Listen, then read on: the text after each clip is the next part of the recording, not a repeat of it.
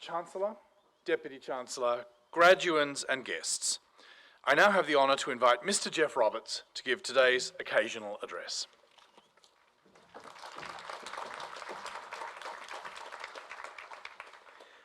Graduands, I'll come to the embarrassing part of having your bio read out later on when I speak to you. But look, thank you very much, Vice-Chancellor, to you, Chancellor and Deputy Chancellor. Steve Withers, to you, thank you so much for welcoming us to your lands, the Ngunnawal people. It's always a privilege to be welcomed, and I acknowledge your predecessors, past, present and future. Can I also acknowledge the real dignitaries here today, which are the wonderful people sitting in front of me. The graduands, I think your title is, for about another 10 minutes, and we need to come to that 10 minutes because I feel like I have the graveyard shift here. I'm just another old man who's going to hopefully not tell you about how to live your life. And I stand between you getting this damn degree that you've worked so hard for, the inevitable photos with those wonderful people up there that are saying, what was his name again, and the dinner and the drinks that you're going to have afterwards. So I will try and be as brief as I can and perhaps as relevant as I can. Before, though, I go on, can I also acknowledge the Honourable Adam Marshall MP, member for Northern Tablelands. So, how do you approach giving an occasional address to such a wonderful array of great human beings? What I'm going to try and do is focus on you, but through my life as a graduate of UNE. Because that is something you don't have experience with, because you are, except if you're these wonderful people dressed up in red over here, most of you will learn today what it's like to be a graduate of this august institution. So let me try and do that. So I have been a graduate of this university now for about 40 years. But I need to say something else. Be careful who you sit next to, and be careful who you have a drink with tonight. Because on the 9th of March 1978, see that woman there, she's going to kill me. See the woman there, the beautiful one with the white. So Mull of Kintyre was playing at the bistro, and she asked me for a dance, and that was 46 years ago, and the rest is history. So just, can we give her a clap? Thank you. So just be careful who you sit next to, because you never know. There has not been a day since I graduated in this very place where I haven't reflected on, learnt from, and been kind of inspired by this institution. And it's not so much what you've learnt. You know how you had to cram all those stupid exams, and in my case, pure mathematics was a real struggle for me, so I had to do that really carefully. It's not so much what I've learnt that I reflect on. You build on what you've learnt, and you inevitably will go, most of you will go and do further study in your life. The learning part is the kind of easy part. It's the way you've been taught that really has changed the way that I think my life has been because of this institution. I think being a graduate of a regional uni is a huge advantage. Now, you know those fancy unis with the sandstone buildings, and they've got big fences around them, and they like to think that they're a kind of one of the Super 8 unis. Look, they're good, but they're not like New England. New England, you firstly have to explain where it is some of the time. You can get away with being from Canada or from the northeastern part of the US if you really want to, but UNE graduates are street smart. They can deal with complexity. They are often leaders. Somebody waiting, when we were waiting to come down earlier on, said there are UNE graduates literally everywhere. And so wear that with pride. There's a deep sense of purpose. In a sense, it's harder to go to UNE. A lot of you will have studied online. Like, it's not simple. And I think we're chosen. I think that you're all chosen. But it's up to you to live and to respect the launching pad that's been kind of gifted to you. This is the end, and what a wonderful day this is. And you've all worked so hard to get here, but I'm here to say you haven't stopped that learning process. But wear with pride the way you've been taught, because that will put you instead pretty much in all situations that will come before you.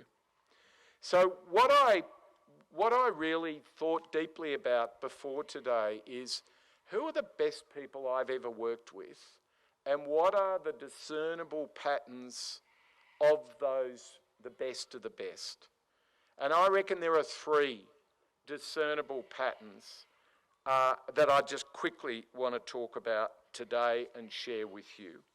So the first discernible pattern, and my argument is, you need to have a think yourself about where you fit in terms of these 3 dimensions. So the first one is, the best professionals that I've ever worked with have a higher purpose. They have a societal understanding. They're not just going to work. They're not just being doctors and whatever else you wonderful people have done. They're not just working, they're contributing to their role as part of a societal role. In my case, Western Sydney is my societal passion, my societal role. I'm on about economic equity, I'm on about social equity, and I'm certainly on about intergenerational environmental issues. So if I speak plainly, why is it fair that of the top 100 public secondary schools in Sydney, why is it fair that 99 of those are east of Parramatta? That's just not on. Why is it fair that we have 4 times obesity rates and lifestyle disease rates in the southwest of Sydney compared to the rest of Sydney? What are we doing about that? And my favourite one almost is, why is it fair that we now have such extreme climate moments in Western Sydney where there are now 10 days a year of more than 50 degrees, where literally we have a death toll attached to extreme weather events? Now that, for me, drives me. Every day I work to try and help governments, non-governments, academic institutions, communities to try and deal with that issue. So that first principle, that you are working to something that's bigger than you, is crucial. Now, what's yours? What's your stick? What are you on about? You may already know that. I suspect, given you're all relatively A-type individuals, many of you will know what that is. But don't worry if you don't. You will grow into that over time. It took me quite a lot of my professional career before I worked out what that unifying purpose was all about. But seek that. Take risks. Don't be conservative in terms of your practice. Because if you find that higher purpose, then work is not work. Work is a vocation. Work is a contribution. And I can tell you, those double shifts that you have to do on a Monday morning become much easier to do if you understand that these things contribute to something greater than what you are. So that's the first thing I've observed in really clever people. The second is dear to my heart, and this is, the best professionals operate in a teaming environment in a very high performance way. So this is your professional colleagues, but it's also your friends and family.